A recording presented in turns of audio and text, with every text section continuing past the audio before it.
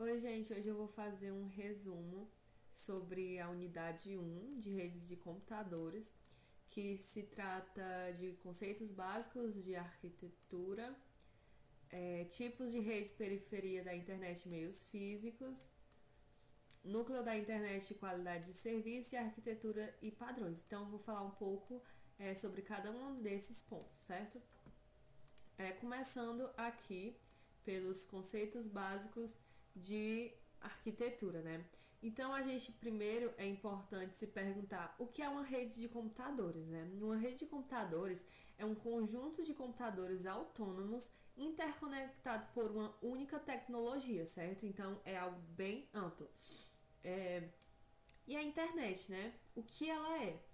A internet ela é uma rede de computadores que interconecta centenas de milhões de dispositivos de computação ao redor do mundo. Ou seja, ela é uma rede de redes, né?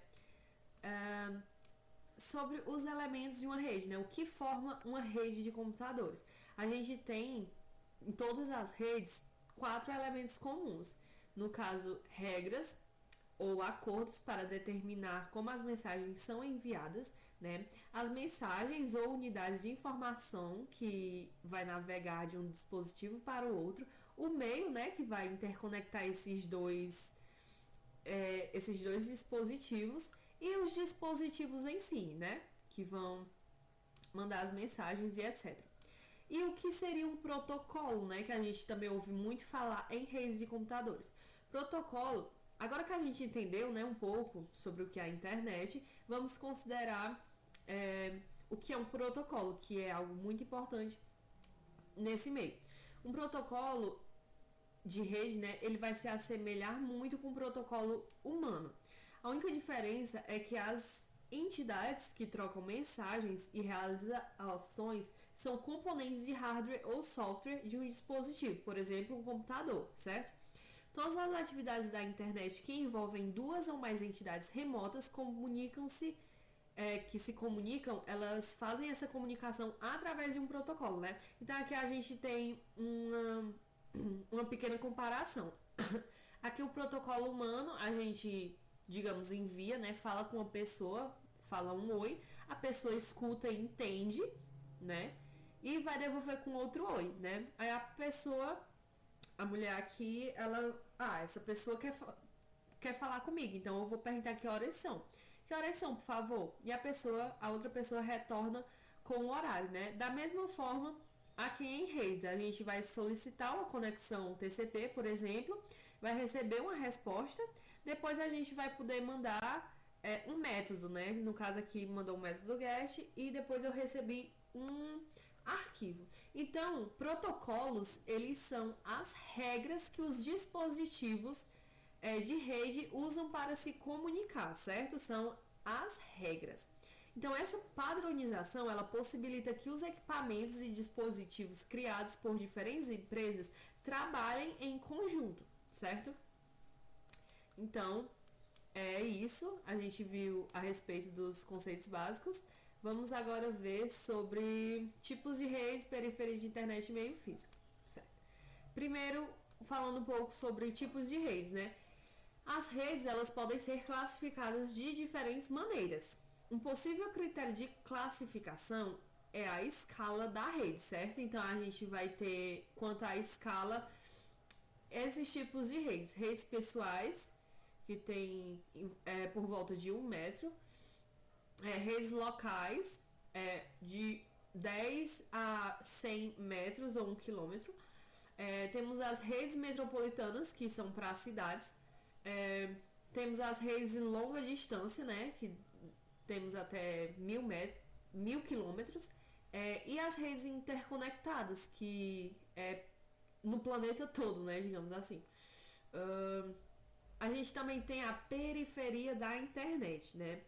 Os computadores e outros dispositivos conectados à internet, eles são frequentemente chamados de sistemas finais, certo? Pois eles vão se encontrar na periferia da internet. Às vezes, esses sistemas finais, eles são ainda subdivididos em duas categorias, os clientes e os servidores, certo? Então, Então, considerando esses sistemas finais na periferia da internet, vamos considerar a rede de acesso, né? Ou seja, a rede física. Só um minuto. Só para mostrar aqui, mais ou menos, como seria, né? Então, a periferia da internet seria aqui os nossos sistemas finais, certo? E o núcleo estaria aqui, certo? Então, tendo considerado a periferia da internet, vamos considerar agora redes de acesso, ou seja, a rede física que conecta um sistema final ao primeiro roteador, certo? Então, a gente tem alguns tipos de redes de acesso. Temos a rede de escada, que é acesso à internet por meio de linhas telefônicas analógicas, utilizando um modem de escada. Temos a DSL, temos o cabo, que vai utilizar de uma infraestrutura de televisão a cabo existente da empresa de TV a cabo ou rede híbrida com fibra coaxial. Temos o FTTH, que a fibra ótica pode oferecer taxas de transmissão significativamente mais altas. Então, algumas operadoras, elas oferecem acesso à internet de alta velocidade, bem como serviços telefônicos e televisivos através de fibras óticas. Temos a Ethernet, que é o tipo de tecnologia para redes LANs, né? Então, os usuários Ethernet, eles utilizam par de fios de cobre trançados para se comunicar. Também temos o Wi-Fi, né, que todos nós conhecemos. E é isso. Agora vamos falar um pouco sobre meios físicos, né? Em redes, meios físicos é o meio por onde a comunicação vai viajar, certo? Porque os bits vão ter que passar por algum canto até chegar ao receptor, certo? Então, os meios físicos se tratam desses meios pelos quais essas mensagens ou esses bits vão passar. A gente tem duas categorias de meios físicos, né? Temos os meios guiados e os meios não guiados, certo? Os meios guiados, as ondas são dirigidas ao longo de um meio sólido, tal como um cabo de fibra ótica, aliás, né? Um par de fios de cobre. Já os meios não guiados, as ondas se propagam pela atmosfera e no espaço, como é o caso da lã, certo? Alguns tipos de meio físico são o par de fios de cobre trançado, cabo coaxial, fibras de ótica, canais de rádio por satélite e etc. Certo? Agora vamos falar um pouco sobre o núcleo da internet e serviços de qualidade. O núcleo da internet, né? Então, depois da gente já ter visto um pouco sobre a periferia da internet, vamos agora nos aprofundar um pouco sobre o núcleo, né? Que eu já até tinha mostrado aqui, que seria essa parte aqui, certo? Então, o núcleo da internet, a gente fala sobre as redes de computadores de pacote e enlaces que interconectam sistemas finais da internet, certo? Então, vamos falar sobre a comutação de pacotes. Nesse tipo de locomoção, a informação é dividida em pequenos pacotes, certo? A comutação de pacotes, ela surgiu durante a Guerra Fria e foi pensada para garantir a comunicação no caso de uma guerra nuclear, por exemplo. Porque se algum lugar da rede fosse bombardeada, a rede se forma, a rede, no caso, ela automaticamente tomaria um caminho alternativo, certo? Então, iria dar certo essa comunicação de qualquer forma, mesmo que uma rede fosse bombardeada, a comunicação não precisaria passar necessariamente por essa rede bombardeada, poderia ir para outra. Então, a comunicação de pacotes, né, a comutação de pacotes, ela consiste na fragmentação da informação em pequenos pacotes de bits que são transportados na rede por caminhos diferentes e são remutados ao chegar no destino. E como é que a mensagem sabe que eu tô no lugar certo, né? Que ela tá no lugar certo. Cada pacote desse, ele vai conter um endereço e uma numeração para garantir que ele ache o destino e seja remontado de forma correta, certo? E comutação de circuitos, gente, o que seria? Há duas abordagens fundamentais, né, para a locomoção dos dados, que é a comutação de pacotes, que eu já expliquei, e a comutação de circuitos. Olha, pode ser um circuito de 2 MB, de 10, pode ser um circuito de qualquer um. O importante é que o caminho é o mesmo do início ao fim. É assim que funciona a comutação de circuitos, que é o método tradicional, certo? Então, basicamente, na comutação de circuitos, ela vai funcionar assim. Primeiro, um circuito ele é estabelecido do começo ao fim, certo? Uma banda vai ser alocada para esse circuito. Depois disso, um sinal de voz ou um dado, enfim, uma mensagem vai percorrer esse circuito. Se por algum motivo essa transmissão for interrompida, o circuito fica ali alocado sem a utilização, o que vai ocorrer um desperdício de rede, né? Isso seria uma desvantagem da comutação de circuitos. Só que a vantagem desse método é que a banda fica garantida do começo ao fim da transmissão, certo? Então, é basicamente isso a diferença entre comutação de pacotes e comutação de circuitos. Agora, a respeito de qualidade de serviço, né? As redes, elas precisam oferecer serviços gratuitos, serviços seguros, previsíveis, mensuráveis e, às vezes, garantidos, né? Então, na arquitetura de redes de computação de pacotes, por exemplo, se não garante, elas não garantem que todos os pacotes que compõem uma mensagem em particular chegarão a tempo na ordem correta ou mesmo que eles chegarão. Para assegurar isso, é necessário um conjunto de técnicas para gerenciar a utilização dos recursos de rede, certo? Para manter a qualidade de serviço, é necessário priorizar quais tipos de pacotes devem ser enviados, certo? Sem sofrer atrasos ou sem serem destacados. Então, por isso, a gente possui algumas métricas, né, algumas ferramentas, digamos assim, para ajudar nessa qualidade. Uma delas é a classificação. Aqui a gente classifica as aplicações em categorias com base na qualidade específica dos requisitos dos serviços.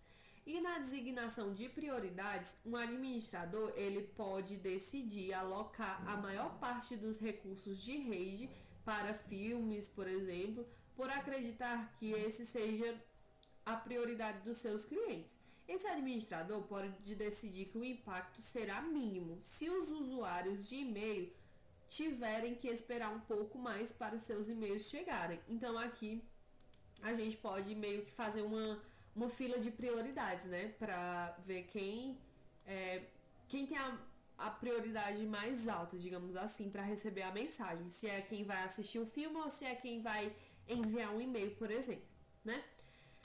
Pronto. Agora a gente vai ver um pouco sobre arquiteturas e padrões.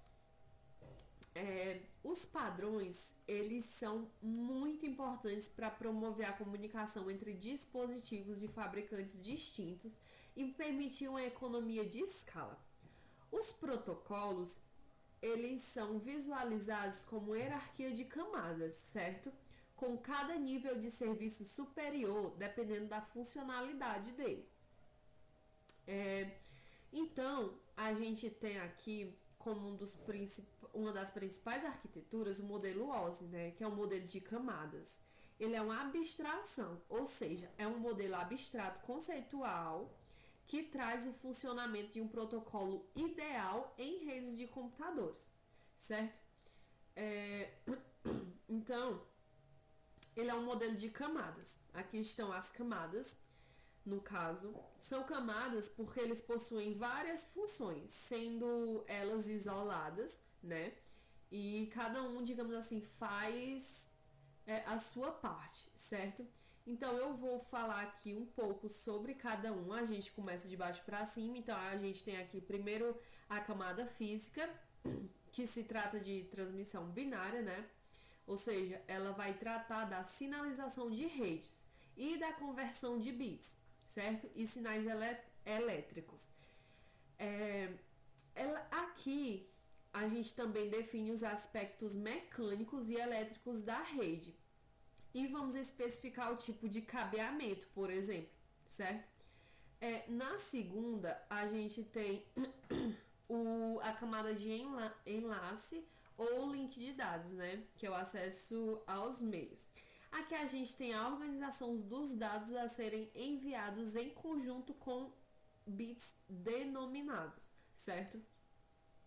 A gente também vai ter a terceira camada, que é a camada de redes, né? Endereço e melhor caminho, ou seja, aqui nessa camada de redes a gente introduz a capacidade de rotear o tráfego de um ponto da rede a outro por meio de sub-redes, que é a camada de roteamento, tá? Podemos aplicar um esquema de endereçamento lógico aos pontos de rede, como por exemplo o endereço IP, tá bom? A gente, na quarta camada, temos a camada de transporte, certo? Camada de transporte, aqui tem conexões ponto a ponto. No geral, a camada de transporte, ela tem o papel de fornecer funções que permitam a comunicação entre processos de aplicações, softwares, entre computadores diferentes, certo? Então, a camada de transporte, ela fornece um mecanismo pelo qual aplicações distintas podem enviar e receber dados usando a mesma implementação de protocolos de camadas mais baixas, certo? Na quinta camada, a gente tem a camada de sessão, que é a comunicação entre hosts, né? Aqui a gente tem configuração das sessões de comunicação entre dispositivos na rede, certo?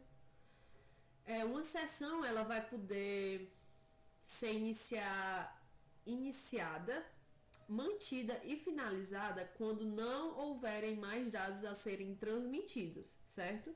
Ou quando uma das partes, né, emissor, receptor, quiser encerrar a comunicação. Então, a sessão pode ser iniciada, mantida ou finalizada quando um desses casos.